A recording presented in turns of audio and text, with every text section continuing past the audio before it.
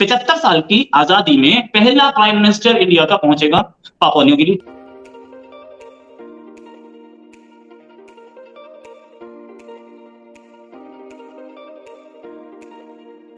इस पूरी एरिया को कहते हैं इंडो पैसिफिक। इंडो जो है वो इंडिया है, पैसिफिक पूरा इलाका है पैसिफिक का। तो एकमात्र ऐसी कंट्री है जहां की ये आप समझ लीजिए उसका नाम पूरे रीजन के ऊपर एक छाप छोड़ता है।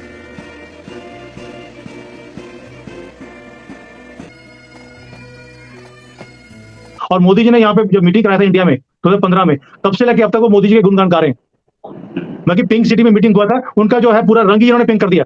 They cannot think of anything else except India. Modi ji का स्टेचर ऐसा है, मोदी आज इंडिया के लीडर नहीं है, प्रधानमंत्री मोदी वर्ल्ड लीडर है। दुनिया उनको नेता मानती है, भाई दुनिया के नेता उनसे सीखते हैं, ये सच बात है। ये बहुत बढ़िया मौका है भारत को अपनी छवि को वहां पे दिखाने का और चाइना को काउंटर करने का। अगर मोदी जी गए हैं तो कोई बड़ा ही कांड करने जाएंगे, अदरवाइज ये छोटे आइलैंड्स में जाने वाले मोदी जी तो है नहीं। इंडिया ऑब्जर्वर जरूर है अरब लीग का, पाकिस्तान ऑब्जर्वर भी नहीं है अरब लीग का। Economic governance, infrastructural governance, political governance, ये सब चीजों में इंडिया को इग्नोर नहीं किया जा सकता। कश्मीर भी मुस्लिम ममालिक का ही एक मसला है, लेकिन OIC में कश्मीर पर बात होती है। अरब लीग का जब इजलास होता है उसमें कश्मीर पर बात नहीं होती है, क्योंकि शायद इंडिया वहाँ पे बतौर ऑब्जर्वर मौजूद है। इंडिया के इन्वॉल्वमेंट के बिना कोई इंटरनेशनल डिसीजन, चाहे वो इकोनॉमिक हो, चाहे वो पॉलिटिकल हो, चाहे वो ट्रेड से रिलेटेड हो, चाहे वो इन्वेस्टमेंट से रिलेटेड हो, आप नहीं ले सकते, because India is one of the most important.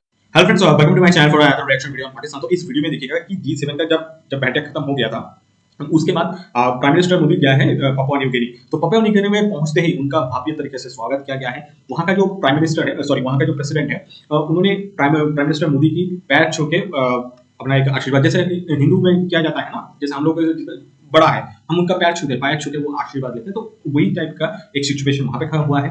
और यही चीज को पाकिस्तान मीडिया ने ऑब्जर्व भी किया है और उसको लेके यहाँ पे डिस्कशन हो रहा है। तो मैं आपको बोलना चाहूंगा कि देखिए पापुआ न्यू गिनी एक्चुअली ये है पैसिफिक आइलैंड में, ठीक है, एक्चुअली इंडो पैसिफिक आइलैंड ये बोलना चाहिए प्रॉपर टर्म में। तो इंडो पैसिफिक आइलैंड में बहुत सारे आइलैंड्स है, जैसे सोलोमन आइलैंड है, फिजी है, न्यू काडोनिया है, उसके बाद कुक आइलैंड है, कुछ नाम है। यहाँ पे टोटल 14 और 15 आइलैंड्स हैं।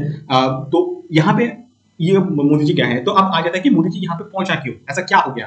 देखिए फर्स्ट ऑफ ऑल आपको ये जो विजिट है इसको आप चाइना के एंगल से ही देखिएगा, और जनरली यूएसए का तो यहाँ पे इन्फ्लुएंस है, बहुत सारा इन्फ्लुएंस है। और बहुत जगह बोला जाता है कि वहाँ पे एक सिक्योरिटी कॉन्ट्रैक्ट रहता है ना, तो ये सिक्योरिटी कॉन्ट्रैक्ट 2023 मतलब इस साल इस यूएसए से ये हट जाएगा, ठीक है। मतलब इसको आप कोई भी कंट्रीज रिन्यू करना चाहते तो उनका तो सही है, अदरवाइज मान लीजिए बहुत सारा कंट्रीज होगा इस जो रीजन में यहाँ पे रिन्यू नहीं करना चाहेगा, तो वो मतलब गैप हो जाता है। और वो गैप जो है ना वो चाइना फुलफिल करना चाहता है। तो और चाइना का तो आपको पता है वो सेम पॉलिसी डिप्ट जैसे श्रीलंका में किया है या पाकिस्तान में किया है या बहुत सारा जो केनिया जितना भी अफ्रीकन कंट्रीज है वहां पे भी वही नौटंकी है, तो ये लोग वहां पे किया है। तो चाइना ये काम करना चाहता है ये जो 15 या 16 आइलैंड कंट्रीज का, लेकिन यूएसए चाहता है कि नहीं ये जो 15-16 आइलैंड्स है ये इसको हम जाने नहीं देंगे। और यहाँ पे एक्चुअली बाइडेन का जाना चाहिए था, लेकिन बाइडेन को आपको पता होगा यूएसए का जो वहाँ पे ना डेप्थ सीलिंग हो चुका है, तो उसके वजह से क्या है कि ये जो डेमोक्रेट और रिपब्लिकन मतलब कुछ एक मिडिल ग्राउंड पे आना बहुत जरूरी है, और वो बहुत ही इंपॉर्टेंट है बिफोर जून, मतलब जून का जो फर्स्ट जून से पहले ही। तो इसीलिए बाइडेन तो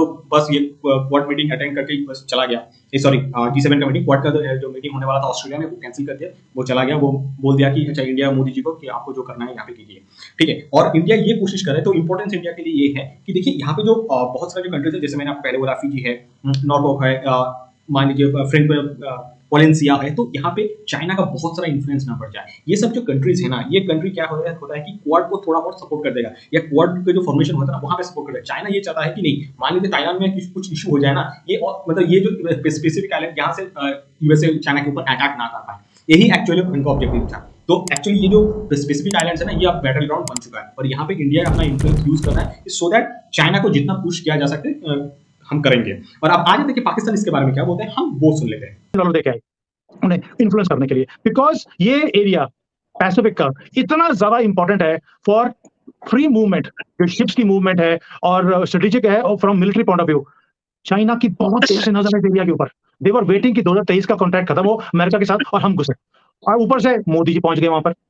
जो बड़े बोला भैया मेरे तो बस की बात नहीं है, तुम ही कर लो, क्योंकि दीज कंट्रीज दे ट्रस्ट, इनका ट्रस्ट चाइना के साथ नहीं है, बट इंडिया के साथ ट्रस्ट है। वो अमेरिका को भी इतना ट्रस्ट नहीं करते जितना मोदी जी को करते हैं। और मोदी जी ने यहाँ पे जब मीटिंग कराया था इंडिया में 2015 में, तब से लेके अब तक वो मोदी जी के गुणगान गा रहे हैं। बाकी पिंक सिटी में मीटिंग हुआ था, उनका जो है पूरा रंग ही इन्होंने पिंक कर दिया।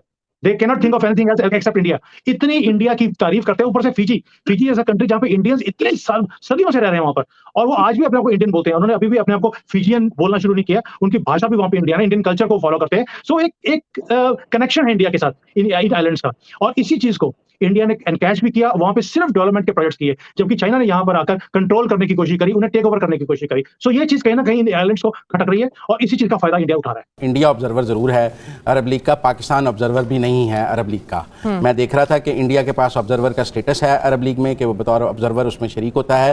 पाकिस्तान को अरबों ने आज तक उसमें ऑब्जर्वर का स्टेटस भी नहीं दिया है। लेकिन कश्मीर का जिक्र नहीं है इस एलामिये में, हालांकि कश्मीर भी मुस्लिम ममालिक का ही एक मसला है, लेकिन OIC में कश्मीर पर बात होती है। अरब लीग का जब इजलास होता है उसमें कश्मीर पर बात नहीं होती है, क्योंकि शायद इंडिया वहाँ पे बतौर ऑब्जर्वर मौजूद है, इसलिए वहाँ कश्मीर का जिक्र नहीं है एलामिया में। लेकिन जो बिशारतुल असद को बुलाया गया है 12 साल बाद, ये एक बड़ी डेवलपमेंट थी। और जब बिशारतुल असद को और शाम को बुलाया गया तो अमरीकी जो दफ्तर खारजा है, स्टेट डिपार्टमेंट है, उसने एक बयान जारी किया कि हमें इस पर बहुत तहफ़्फ़ुज़ात हैं, शाम में अभी लड़ाई है, इस मौके पर बशारतुल असद की शाम की रुकनीत जो बहाल करना है उस पर अमेरिका ने नाराज़गी का इजहार किया। But it wants a unipolar Asia, तो वो नहीं होने वाला है, वो भारत नहीं होने देगा। और मेरे ख्याल से भारत में दिखा दिया है, जो उसमें इतना दम है और हौसला है, जो चाहे वो अपनी टेरिटोरियल इंटेग्रिटी हो, सॉवरेनिटी हो, उसको वो प्रिजर्व कर सकता है। देखिए चीमा साहब, हमारा अलायंस हम अपने हिसाब से बनाते हैं। मैं आपको एक एग्जांपल बताऊं, आपने देखा होगा प्रधानमंत्री जी आज पापुआ न्यू गिनी गए। देखिए पापुआ न्यू गिनी के साथ है सोलोमन आइलैंड्स। सोलोमन आइलैंड्स में चीनियों ने पैसा लगाया, तो हम पापुआ न्यू गिनी के साथ अपना अलायंस में जो भी है वो करेंगे। आपने एक और बात देखी होगी, पापुआ न्यू गिनी ने चाइना का इन्वेस्टमेंट लेने से मना कर दिया। अगर चाइना का स्ट्रिंग ऑफ पर्ल्स है तो हमारा नेकलेस ऑफ डायमंड्स है। तो if you get access to Papua New Guinea port, you can block all the 3 states of China. So ना कार्गो हिलेगा ना मिलिट्री हिलेगी।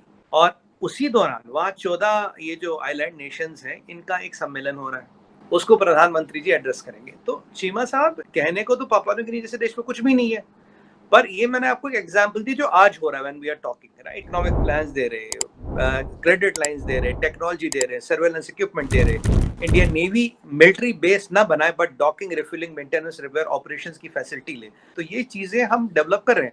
अभी हमारे यहाँ एक शिप पहली बार इंडोनेशिया में डॉक हुआ, सबमरीन डॉक हुई। तो अब कोई चाहता कि आप हमारे मिलिट्री अलायंस करो, पर हम किसी पे डिपेंड होकर कुछ नहीं कर रहे हैं। हमें जो चीजें करनी है अपनी लेवल पे कर रहे हैं।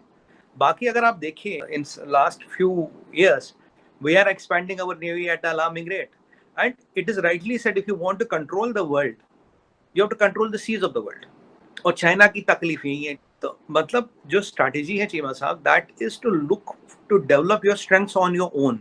Alliances and partnerships are cherry on the cake, but you can not depend on them only. ये नहीं कि भाई हमने तो जी उनसे दोस्ती कर लिया, हमें कोई टेंशन नहीं, वो तो आपकी स्ट्रैटेजी, हम ऐसी स्ट्रैटेजी नहीं रखते।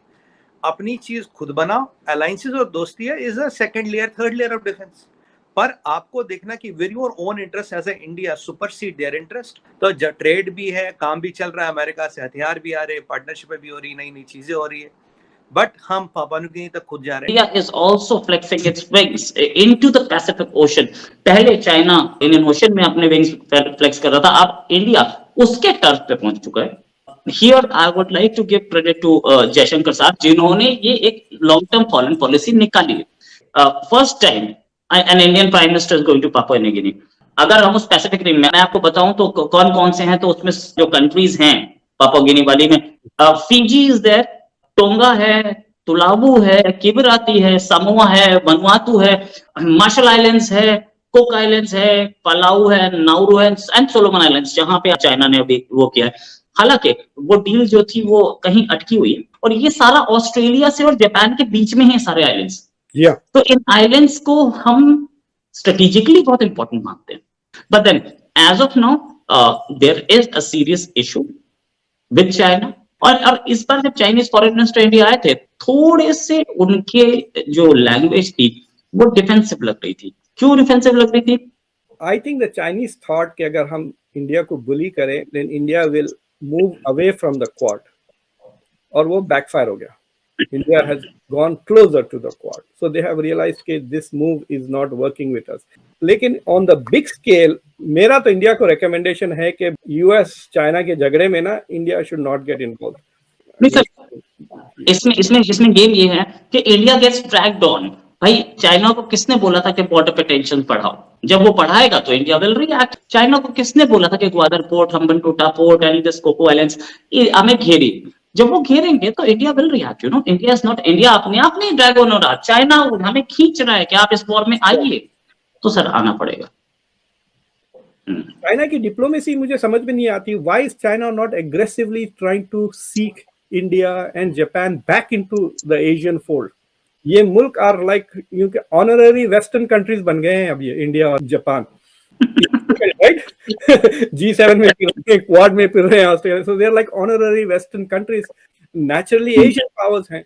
सो आई थिंक चाइना अपनी जो हॉस्टिलिटी है वेस्ट की तरफ रखता, लेकिन एशिया में अगर